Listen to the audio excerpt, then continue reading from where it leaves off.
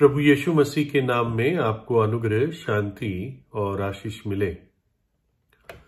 एक परमेश्वर के दास एक खुली जगह में इस बात को बता रहे थे। कुछ लोग इकट्ठे हुए थे और वो प्रभु यीशु का संदेश दे रहे थे और वो बात कर रहे थे पाप के बोझ के बारे में। पाप का बोझ तो नीति वचन की पुस्तक बाइबल में कहती है कि जो मूर्ख होता है वो पाप का ठट्ठा उड़ाता है। जब कहता है कोई कि पाप परमेश्वर से हमें अलग करता है या परमेश्वर पाप से घृणा करता है, तो वो ठट्ठा उड़ाते कि पाप क्या चीज है, जो सही लगे वो करो तो कोई पाप नहीं है। तो ऐसा ही एक मूर्ख जवान था जो सुन रहा था और उसने ठट्ठा उड़ाते हुए कहा, अरे तुम पाप के बोझ की बात करते हो, मुझे तो कुछ एहसास नहीं होता कि मेरे पे कोई बोझ है या कोई वजन है। कितना वजन होता है पाप का? 5 किलो, 10 किलो या करीब 50 किलो? तो उस परमेश्वर के दास ने उसको जवाब दिया कि मानो कि कोई मरा हुआ आदमी जमीन पे लेटा हुआ है ना, उसकी आखिरी क्रियाक्रम के लिए वो तैयार है और वो जमीन पर लेटा हुआ है। तो उसकी छाती पे, उसके सीने पे अगर आप 50 किलो का वजन रख दो तो क्या वो महसूस कर पाएगा? तो उस जवान ने कहा, कैसे महसूस करेगा, वो तो मर गया है। और वैसे ही वो व्यक्ति होता है जो पाप का बोझ जीते जी एहसास नहीं करता। क्यों? क्योंकि वो व्यक्ति आत्मिक तौर से मरा हुआ है।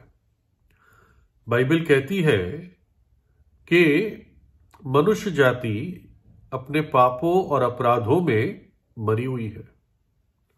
तो इसलिए अगर आप भी अपने पाप का बोझ एहसास नहीं करते तो ये चिंता का विषय है, क्योंकि इसका अर्थ है कि आप आत्मिक रीति से मरे हुए हो। जिंदा हो शारीरिक रीति से, लेकिन आत्मिक रीति से आप मरे हुए हो। एक बहुत बीमार व्यक्ति जो सख्त दर्द में है, सख्त दर्द में है, चाहे कोई कारणवश दर्द हो, हमें नहीं पता, और मानिए कि वो डॉक्टर के सामने है या अस्पताल में और सडनली एकदम उसका दर्द खत्म हो जाता है, वो महसूस नहीं करता।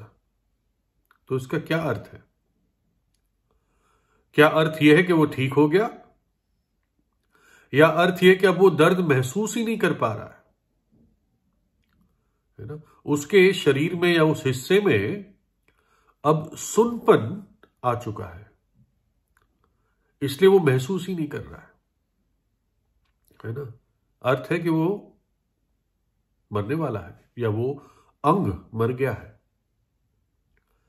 ना? ये वचन हमने पहले देखा था, क्योंकि उनकी बुद्धि अंधेरी हो गई है और उस अज्ञानता के कारण जो उनमें है और उनके मन की कठोरता के कारण वे परमेश्वर के जीवन से अलग किए हुए हैं। परमेश्वर के जीवन से वो अलग हो गए हैं और वे सुन्न होकर लुचपन में लग गए हैं कि सब प्रकार के गंदे काम लालसा से किया करे। सब प्रकार के गंदे काम लालसा से किया करे और एहसास भी नहीं करते, सुन्न हो गए। परंतु तुमने मसीह की ऐसी शिक्षा नहीं पाई। परमेश्वर ऐसा नहीं सिखाता है ना? मूर्ख पाप का ठट्ठा उड़ाता है, लेकिन प्रभु यीशु मसीह ऐसी शिक्षा नहीं देता। जो दुनिया का सबसे पहला हत्यारा था उसका नाम कैन था, और कैन ने अपने सगे भाई हाबिल की हत्या करी और परमेश्वर ने उससे बातचीत की, उसको जिम्मेदार ठहराया, उसको दोषी ठहराया। तो इस प्रकार से बातचीत हुई। उसने कहा, यानी परमेश्वर ने कहा, तूने तूने क्या किया है? तेरे भाई का खून भूमि में से मेरी ओर चिल्लाकर मेरी दुहाई दे रहा है। इसलिए अब भूमि, जिसने तेरे भाई का खून तेरे हाथ से पीने के लिए अपना मुंह खोला है, उसकी ओर से तू श्रापित है। चाहे तू भूमि पर खेती करे तो भी उसकी पूरी उपज फिर तुझे नहीं मिलेगी, और तू पृथ्वी पर एक आवारा और भगोड़ा होगा। तब कैन ने यहोवा परमेश्वर से कहा, मेरा दंड सहने से बाहर है। कैन ने कहा, मेरा दंड सहने से बाहर है। दंड ऐसा क्यों मिला? क्योंकि पाप का बोझ भयानक था कैन के ऊपर। और प्रभु यीशु मसीह मनुष्य की इस स्थिति को जानता है।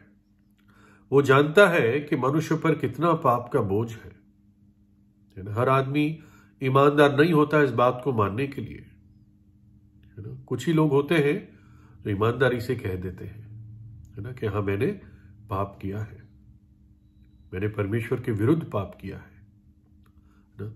मेरे जीवन में एक दिन था 24 सितंबर 1986, जब मैंने प्रभु यीशु के सामने, परमेश्वर पिता के सामने अपने पापों को माना, पश्चाताप किया।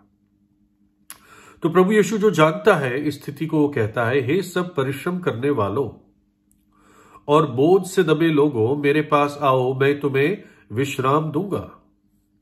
मेरा जुआ, जैसे जिस पे बैल पे रखते हैं, मेरा जुआ अपने ऊपर उठा लो और मुझसे सीखो, क्योंकि मैं नम्र और मन में दीन हूं, और तुम अपने मन में विश्राम पाओगे, क्योंकि मेरा जुआ सहज और मेरा बोझ हल्का है ना। इस हिस्से में हम क्या क्या मेन पॉइंट्स देखते हैं। प्रभु कहता है, जो परिश्रम कर रहे हैं मेरे पास आए। परिश्रम कौन कर रहा है ना? शायद वो लोग जो उद्धार पाने के लिए, मुक्ति पाने के लिए, नजात पाने के लिए परिश्रम करते हैं, अपने शरीर को तकलीफ देते हैं। प्रभु कहता है, तुम मेरे पास आओ। फिर कौन है जो बोझ से दबे हैं? कौन से बोझ से? है ना, वो जो पाप के बोझ से दबे हैं, है ना। वो एहसास करते हैं कि उनका जीवन पाप में है, लेकिन उन्हें नहीं पता पाप से कैसे आजाद हुआ जाए। मेरे जीवन में संघर्ष था कि मैं पवित्र कैसे बनूं। बहुत कोशिशें करता था, लेकिन अंदर से कभी भी पवित्रता का अनुभव महसूस नहीं होता था। लेकिन एक दिन आया जब प्रभु यीशु ने मुझे अपने लहू से धोया, पवित्र किया।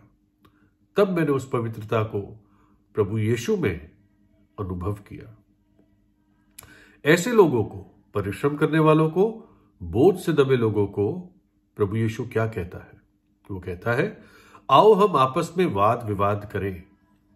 तुम्हारे पाप चाहे लाल रंग के हो तो भी वे हीन की नाई उजले हो जाएंगे, और चाहे अगरवानी रंग के हो तो भी वे ऊन के समान श्वेत हो जाएंगे।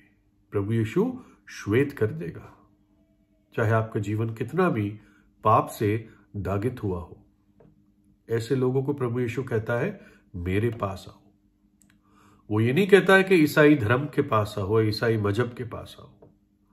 वो ये नहीं कहता है कि किसी गिरजे में जाओ या किसी पादरी या प्रीस्ट के पास जाओ, है ना, वो आपकी स्वतंत्रता है। वो कहता है, मेरे पास आओ। और उसकी प्रतिज्ञा है कि वो पाप के बोझ को हटा देगा और एक हल्का जुआ आपके ऊपर रखेगा, है ना, ताकि वो आपका स्वामी बना रहे। और उसका जुआ कैसा है? हल्का है। उसने खुद आपके लिए बनाया है, आपके लिए विशेष रीति से बनाया है ना।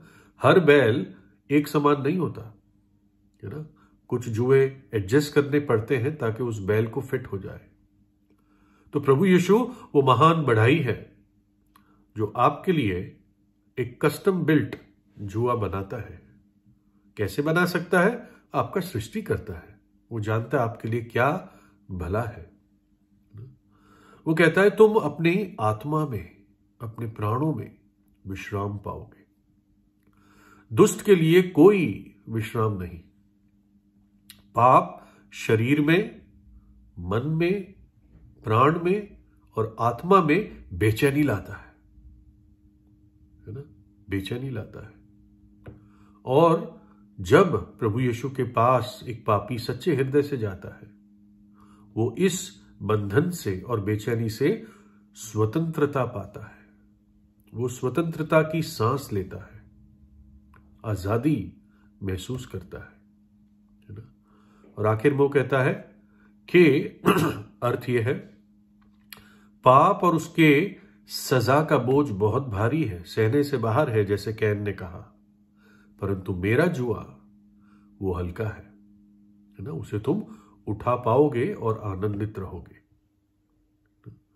कलवरी के क्रूस पर जब प्रभु यीशु को हम देखते हैं विश्वास से, 3 कीलों के जरिए वो वहां पर लटक रहा था, दुनिया के पापों का बोझ अपने ऊपर उठाया हुआ था, आपका पाप भी और मेरा पाप भी। एक ऐसे व्यक्ति को, एक पुरुष को विशेषकर आप कल्पना कीजिए, जो एक बॉडी बिल्डर होता है, कैसे वो अपने कंधों पर भारी भारी वजन उठा लेता है, जो वैसे आम तरीके से नहीं उठा पाएगा, लेकिन कंधों से उठा लेता है ना, और खड़ा भी हो जाता है।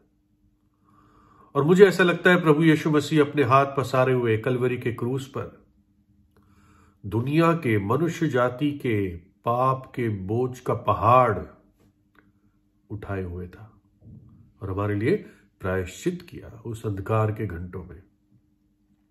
कोई और नहीं उठा पाता है ना, परमेश्वर ही इसको कर पाता, इसलिए वो मनुष्य का रूप धारण करके आया, अपना पवित्र खून बहा दिया, हमारे लिए अपने प्राण दे दिए और तीसरे दिन जी उठा। और इसलिए आज आप उसके पास आए, उसको अपने हृदय में बुलाए, है ना। आज प्रार्थना कीजिए, अपने पापों से पछताव कीजिए और आप महसूस करेंगे कि वो बोझ आपके जीवन से हटा देगा। ना केवल हटा देगा, उन पापों को भी आपके जीवन से हटा देगा। क्यों? क्योंकि जीवित परमेश्वर है, सच्चा है, जीवित है, काल्पनिक नहीं है, मरा हुआ नहीं है। मृत्यु हमारे लिए सहा, लेकिन जी उठा, क्योंकि जीवित परमेश्वर है, सृष्टि करता है। प्रभु यीशु आपको आशीष दे।